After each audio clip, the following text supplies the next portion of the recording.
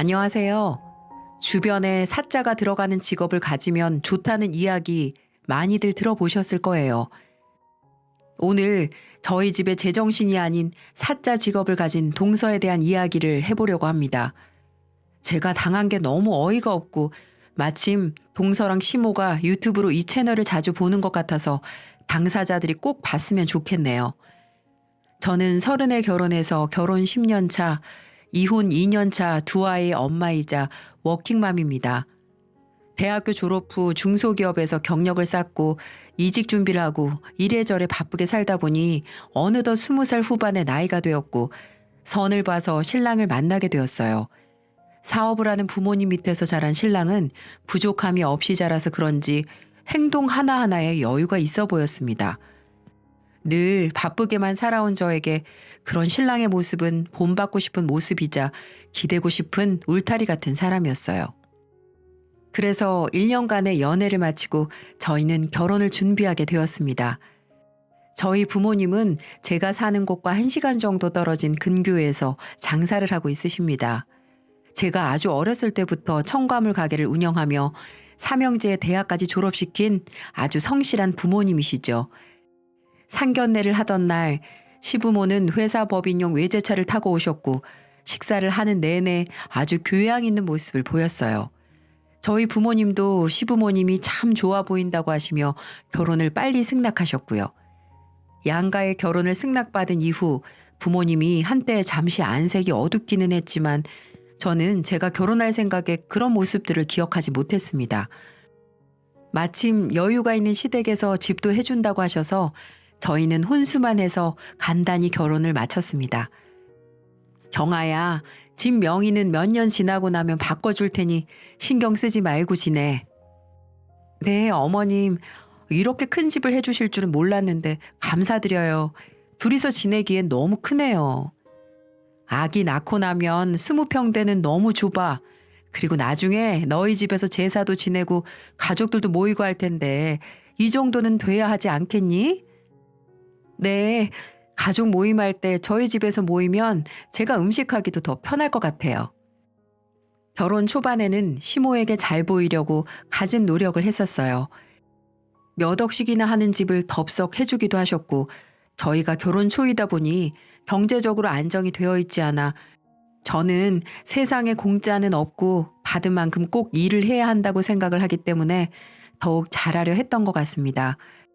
시댁은 장남인 신랑과 밑으로 남동생이 한 명 있는데 독립을 해서 지내고 있었기 때문에 제 결혼식 이후에는 자주 보지도 못했어요. 시부모님과 근교로 아들이를 갈 때에도 살강 구석이 없는 도련님은 참석하지 않았고 그렇게 몇 년이 흘러 저는 첫 아이를 낳게 되었습니다. 아이를 낳아보니 정말로 여자 인생은 출산 전과 후로 명확히 나뉜다는 걸 느꼈어요.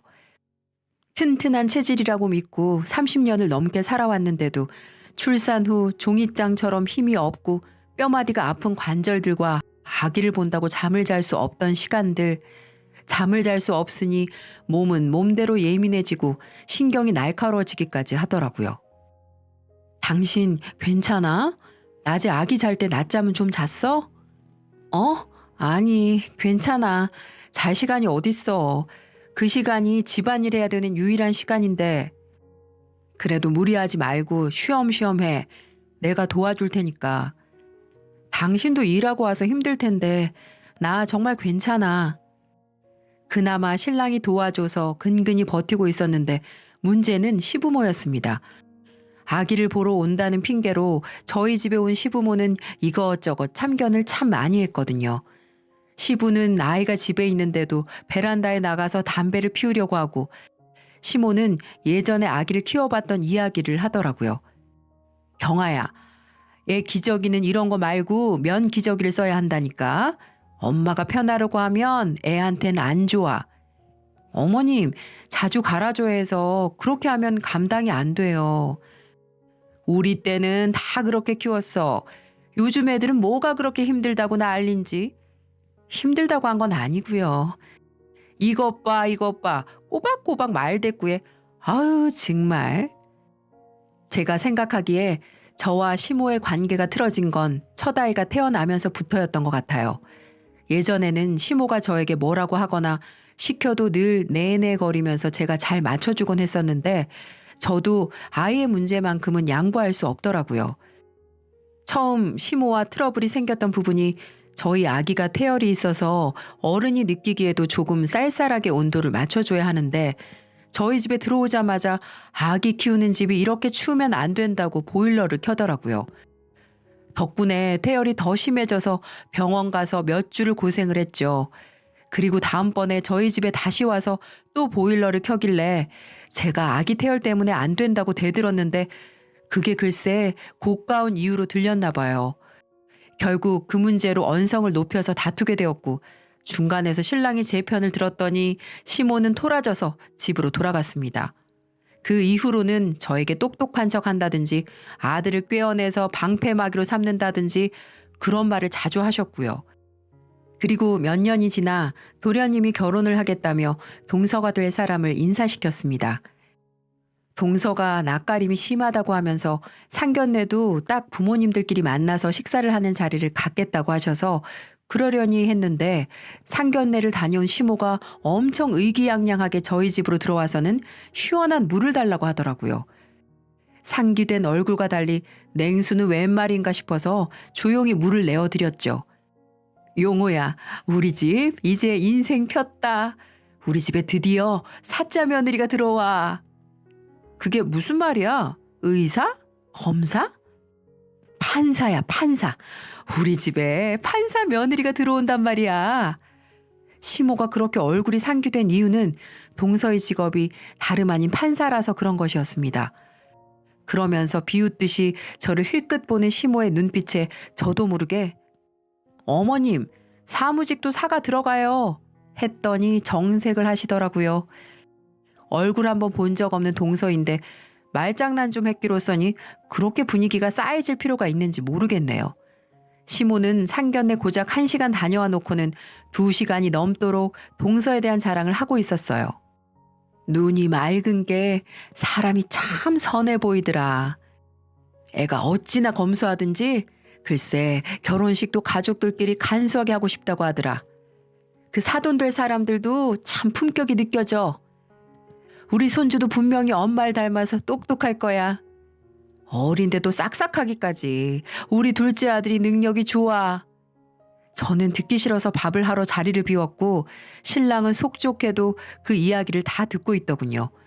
시모는 앉은 자리에서 비빔밥 2그릇을 뚝딱 하고는 집으로 돌아갔고 신랑과 그 이후 동서에 대한 이야기는 따로 하지 않았습니다. 결혼식 날 보게 된 동서는 시모의 말처럼 나이도 어린데 단정하고 인상도 참 깔끔하더군요. 낯가림이 심하다고 했지만 저에게 친근하게 다가오는 게 노력을 하는 것처럼 보여서 저도 맏며느리로서 살갑게 맞아줬습니다. 평범한 직장인 부부인 저희 부부와 달리 도련님은 개인 사업을 하고 있고 동서도 판사니까 정말 남부러울 것 없어 보였어요. 심지어 40평이 넘는 큰 집도 동선의 부모님께서 덜컥 해주신 집이라고 하시니 이제 두 사람은 편히 잘 살 일만 남은 거죠. 결혼 후 과하게 살가운 동서 덕분에 저희는 거의 주말마다 모였는데 음식을 준비하기 힘들다는 시모 때문에 저희 집에서 대부분을 만났어요. 당연히 저는 음식 준비에 청소에 뒷정리까지 일이 산더미였고 저를 제외한 모든 가족들은 행복해 보일 지경이었습니다.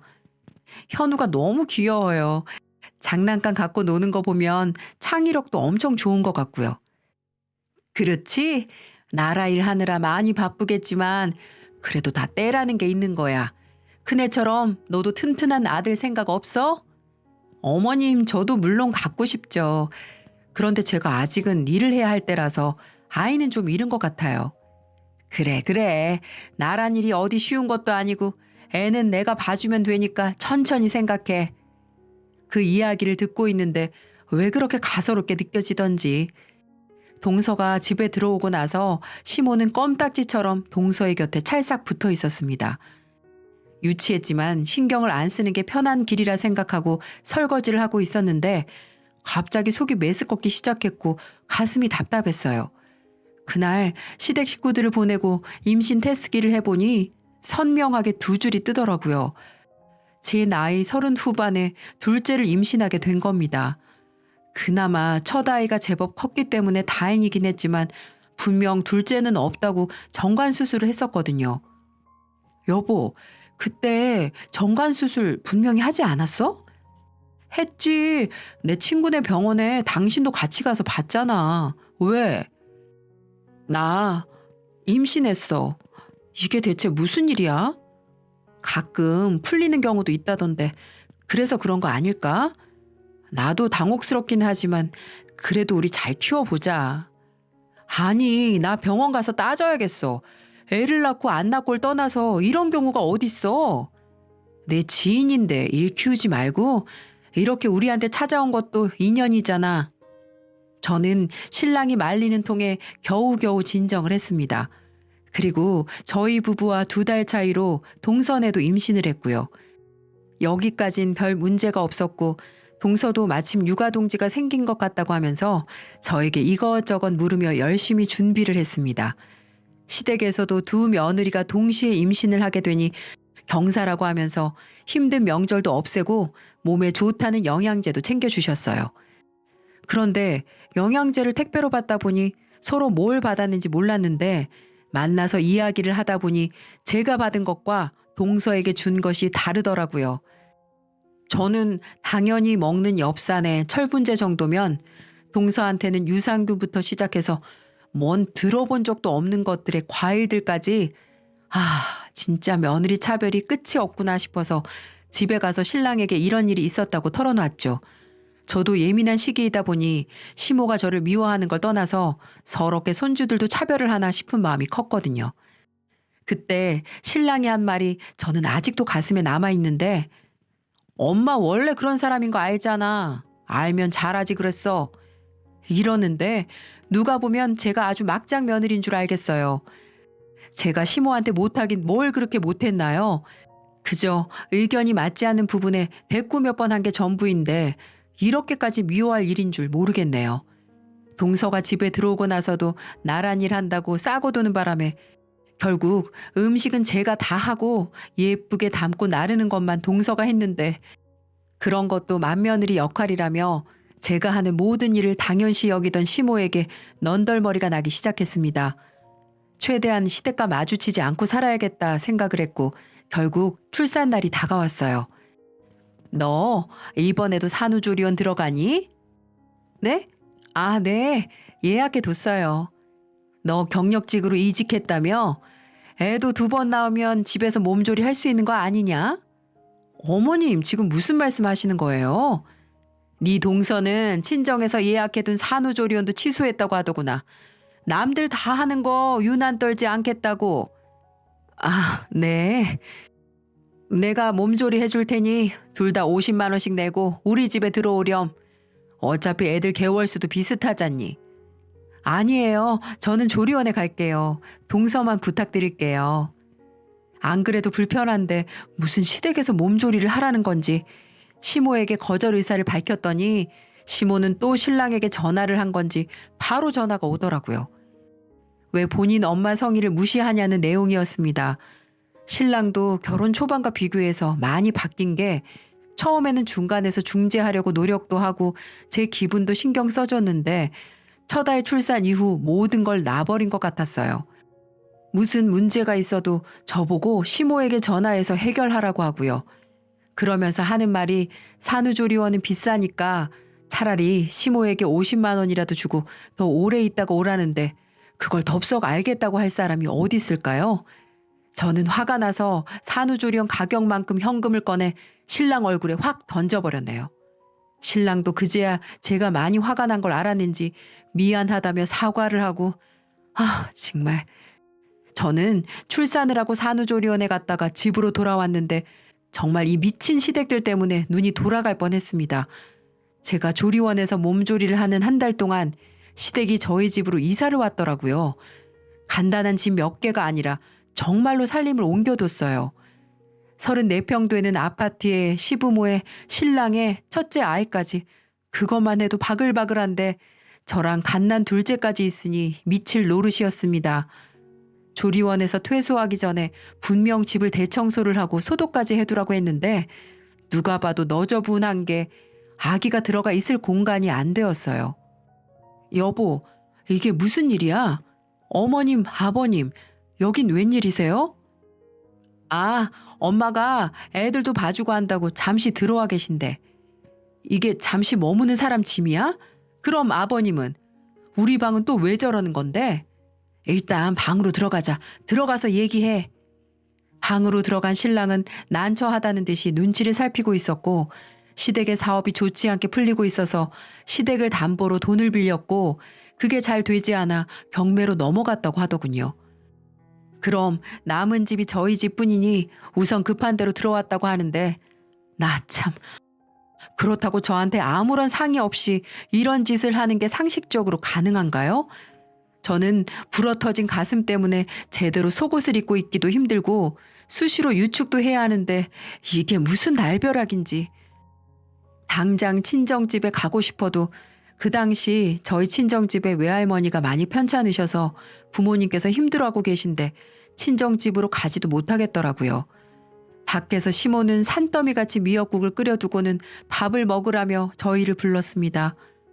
저는 표정 관리도 되지 않았고 밥을 먹는 둥 마는 둥 했네요. 그나마 다행인 건 시부는 눈치가 있는지 아침 일찍 나가서 밤늦게 돌아오곤 했습니다. 그렇게 불편하게 몇 주의 시간이 흘렀고 저희 집에 또 다른 불청객이 찾아왔습니다. 어머, 동서 아침부터 여긴 웬일이야? 형님, 몸은 좀 어떠세요? 어머님이 저희 애를 봐주신다고 하셔서요. 어? 지금 신생아를 그 애를 맡기겠다고 나온 거야? 네, 주말에 보러 올게요.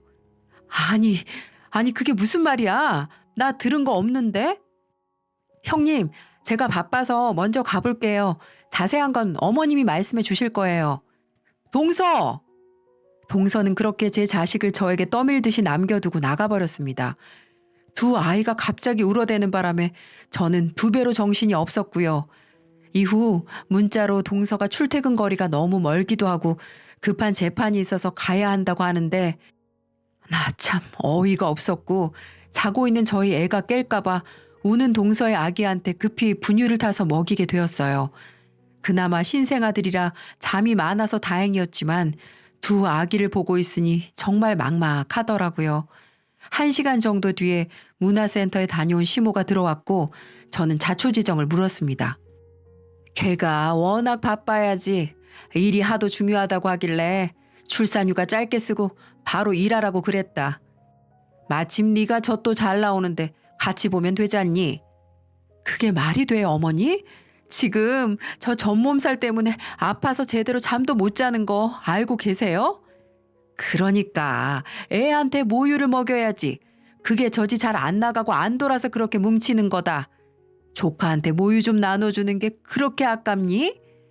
이건 아깝고 말고의 문제가 아니잖아요. 이런 경우가 어딨어요? 너는 맏며느리가 돼서 아랫사람 그렇게 챙기는 거 아니다. 서로 돕고 사는 거 아니냐? 어쩜 이렇게 모질고 독한지? 제가 뭘 그렇게 많이 받은 게 있다고 이러는지 모르겠네요.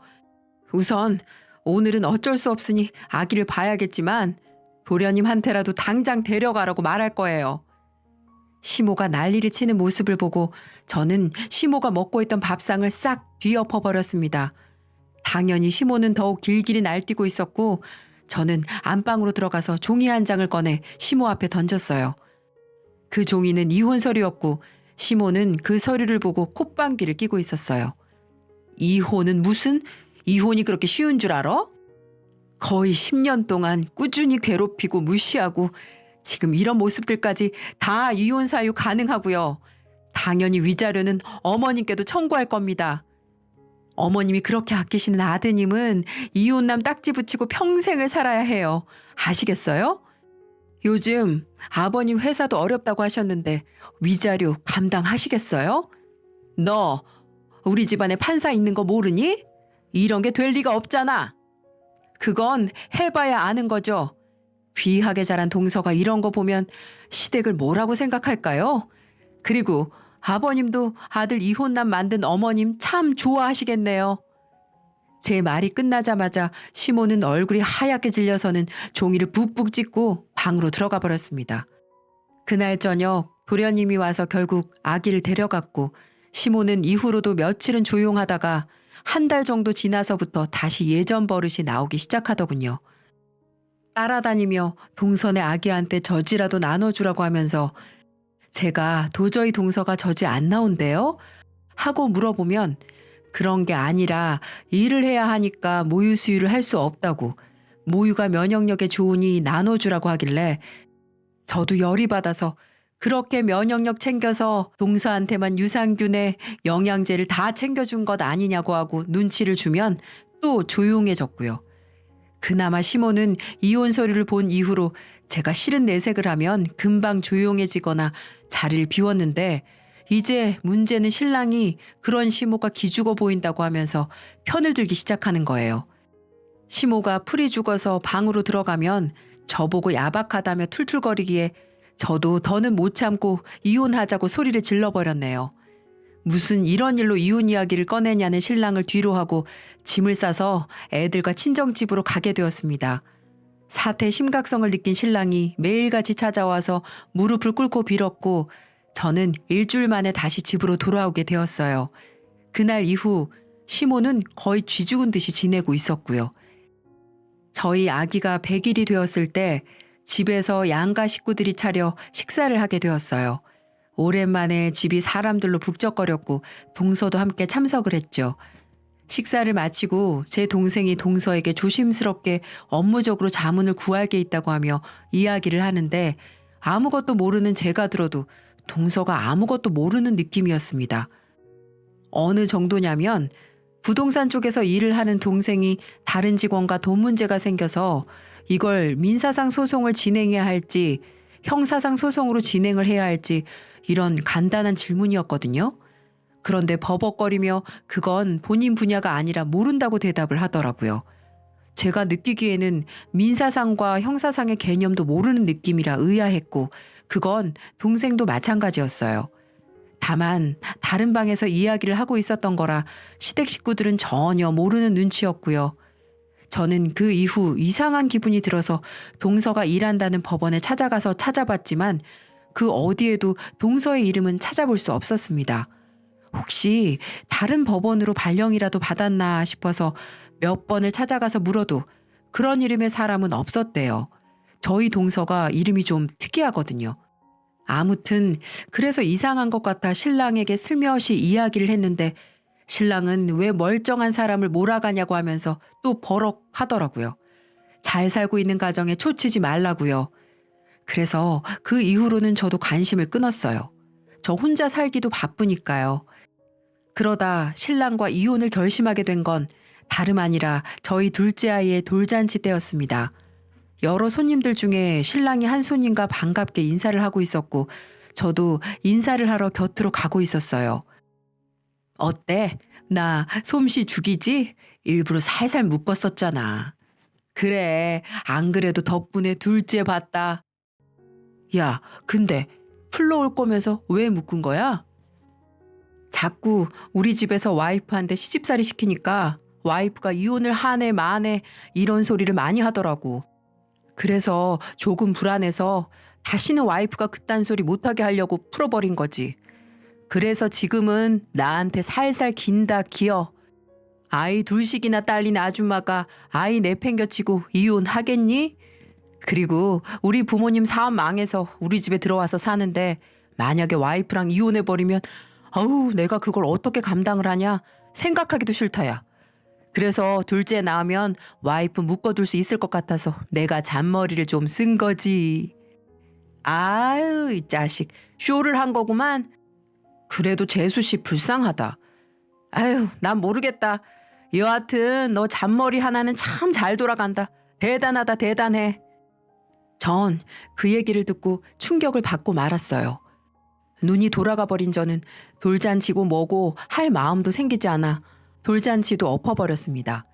이 더러운 인간이랑 함께 우리 아이 돌잔치 해주기도 싫었고 무엇보다 저를 속이고 사기를 쳤다는 게 큰 배신감이 느껴졌거든요.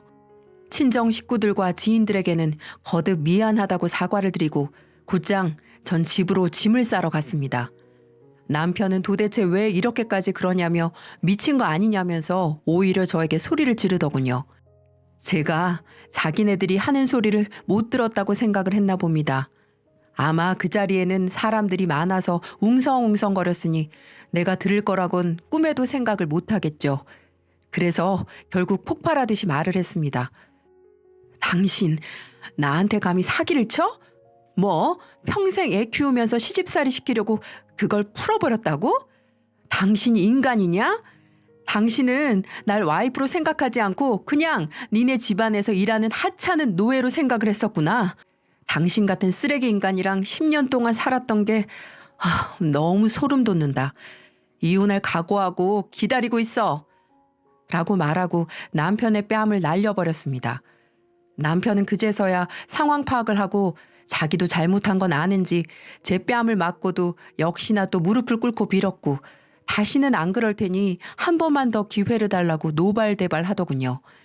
결국 저는 어린 두 아이를 데리고 친정집으로 갔고 이혼 소송을 진행했습니다.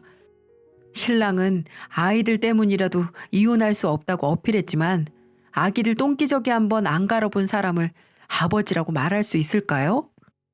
재판을 진행하면서 시댁에서 동서에게 자문을 구했고 그 과정에서 동서가 판사가 아니라는 사실이 알려지면서 시댁은 또 한 번 난리가 났어요. 알고 보니 동서는 판사가 아니라 변호사 사무실에서 일을 한 적 있는 사무직 직원이었고 도련님과 짜고서 판사인 척 행세를 했던 거였습니다. 시댁에서 동서에게 준 돈은 도련님과 함께 쓰거나 다시 시댁에 베푸는 척하며 사용했었대요. 그러면서 뻔뻔하게 저희한테는 판사가 어쩌고 저쩌고 그렇게 사짜 자랑하던 시모는 결국 사기꾼 며느리를 집에 들른 거였네요. 그리고 동서한테 집을 아파트 40평대 구해줬었다고 했었는데 세상에 그것도 월세였어요. 전세도 아닌 월세요. 그 사실을 알아버린 시모는 충격을 받고 며칠 동안 눈물로 밤을 지새우며 끙끙 앓았다고 했습니다. 시모는 제게 전화를 해서는 애미야, 내가 그동안 잘못했다. 남들 다 부러워하는 판사 며느리 덕보고 자랑 좀 하려다가 내가 너한테 큰 잘못을 했어. 내가 어떻게 하면 되겠니? 어떻게 하면 다시 내 며느리로 들어올 수 있겠어? 뭐라고요? 제가 10년 동안 살면서 어머님 그 잘난 판사 며느리 감싸느라고 저 혼자 제사, 어머님 아버님 생신상에 김장에 맏며느리로서 할 도리는 다 하고 살았어요. 제가 이 집안에 하나라도 잘못한 거 있다면 정말 억울하지도 않겠지만 이젠 어머님 그리고 저 남편 놈 생각만 해도 이제 지긋지긋해요. 그러니까 그 사기꾼 판사 며느리랑 한번 잘 살아보세요. 똥차 작은 며느리가 이제 어머님 아버님 더 나이 들어서 많이 아프실 때 과연 수발 들어주실지 모르겠네요. 아마 제 생각 많이 날 겁니다. 다시는 연락하지 마시고 오늘부터 전화 차단하겠습니다. 하고는 전화를 끊어버렸습니다. 결국 전 긴 소송 끝에 이혼을 하게 되었고 재산 분할도 절반의 몫은 가져오게 됐습니다.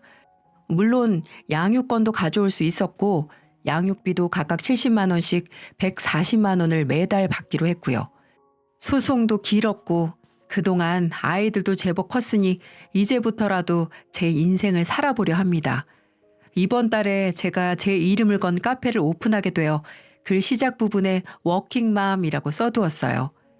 혼자서 두 아이를 키우는 게 쉽지만은 않겠지만 그래도 제 앞길을 막는 사람들이 없으니 잘할 수 있을 것 같네요. 그리고 동서가 사기를 쳤다고 아직 투닥거리는 시모랑 동서가 이 글을 보면 꼭 제가 이렇게 많이 참고 참았다는 걸 알아줬으면 좋겠네요. 이 사연을 혹시나 보고 있다면 김복희 아줌마, 저 당신 며느리 안 해요. 더 이상 구차하게 연락하지 마시고 인생 똑바로 사세요. 사기꾼 작은 며느리 똥차 잘 안고 천년 만년 잘 사세요. 감사합니다.